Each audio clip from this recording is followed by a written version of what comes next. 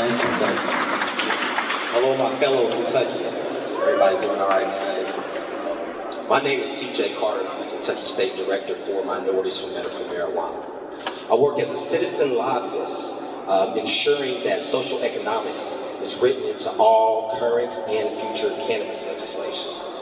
I'm here today because I have a story to tell, and that story begins right here between the state lines of the Commonwealth of Kentucky. You see, when stories are very powerful, storytelling helps build confidence, it helps in painting the picture, and it assists in developing the subconscious mind. The story I have today is a story of the plight of the black man and the black family, and also cannabis, marijuana, and cannabis hemp. As I said, the story begins right here in the state lines of the Commonwealth of Kentucky, where it's a historical fact that the first hemp crop was planted in Boyle County on Clark Runs Creek in 1775. You see, 1775 was a time that was marred by slavery. It was a time that was marred by the trauma associated with being bullied by the crack of a whip. It was a trauma associated with being raped over and over and over again. The trauma associated with being lynched, with being castrated, with being set on fire to become the strange fruit hanging from the trees. It was a time where these acts of violence were actually celebrated and documented and even turned into postcards to be mailed across the land of the free and the home of the brave. Kentucky wasn't considered a plantation state, even though there were hundreds of thousands of slaves that called Kentucky home. 250,000 to be exact. Much like the slaves, hemp is not native to Kentucky. Yet it's one of the state's most valuable commodities, cultivated on the backs and by the hands of the black man and the black family. It was hemp, specifically hemp fiber, that turned Kentucky into an economic powerhouse. Cultivating hemp was a laborious process. It was dirty. It was really very grueling. As I said, all done by the hands of the black man and the black family. So much so that the hemp crop was called the nigger crop here in the state of Kentucky. Now let me say that again. The hemp crop was referred to as the nigger crop here in the state of Kentucky.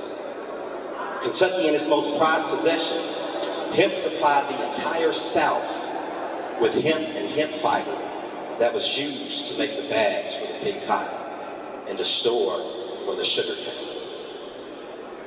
Now this is a story, and this storyline that was drafted to create the foundation of this country. The country was built upon this, and the story details the struggle of the black man and his family, and a struggle that spans generations. The struggle finds its beginning with the Christian Black Codes of 1724, the antebellum era, the Fugitive Slave Act, the Dred Scott case, the formation of the Ku Klux Klan, Jim Crow laws, the ending of Reconstruction, Plessy versus Ferguson, the segregation era, the bombings, the redlining, modern day police brutality, and incarceration violence.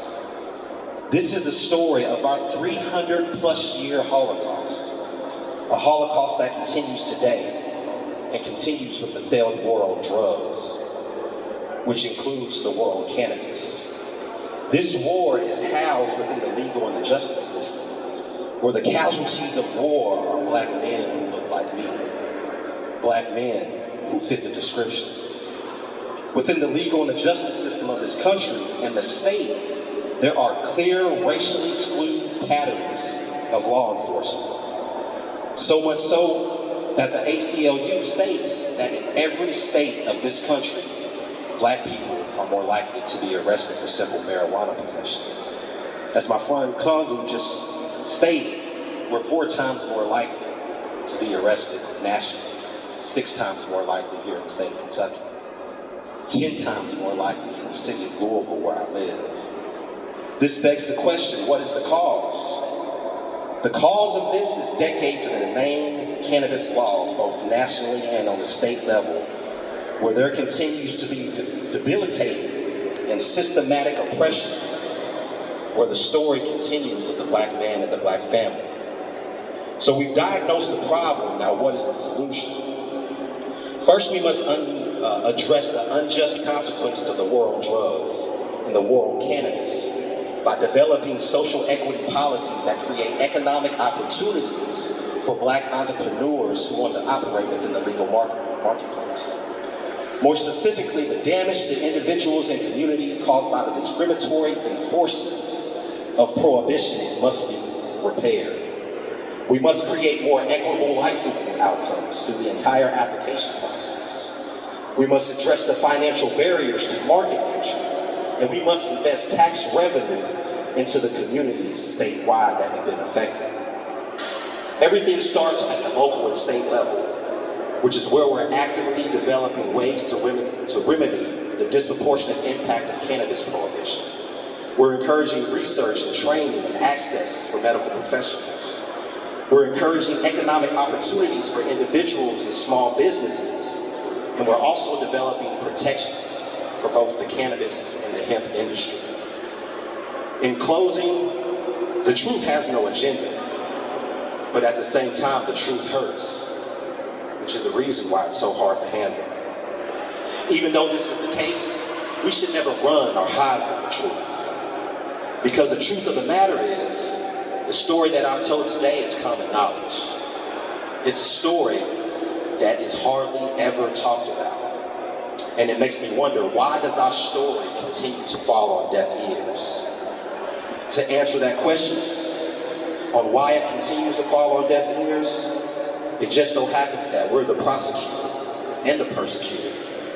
We're seen as guilty simply because we're born in a system whose hate and disdain permeates every corner of this society. This is the life of the black man and the black family in America. This is my experience. When the police and their flashing lights are behind me, my life is literally in the hands of a badge that finds its origins in slave catching. I'm the father of two amazing young men, and the unfortunate thing that I've learned about life when it comes to my people, when it comes to my community, when it comes to us as a collective, with each passing generation, the history seems to repeat itself. So, where does it begin to change? When does this horror story end? It seems as if we'll never know. But until then, the marathon continues. Thank you.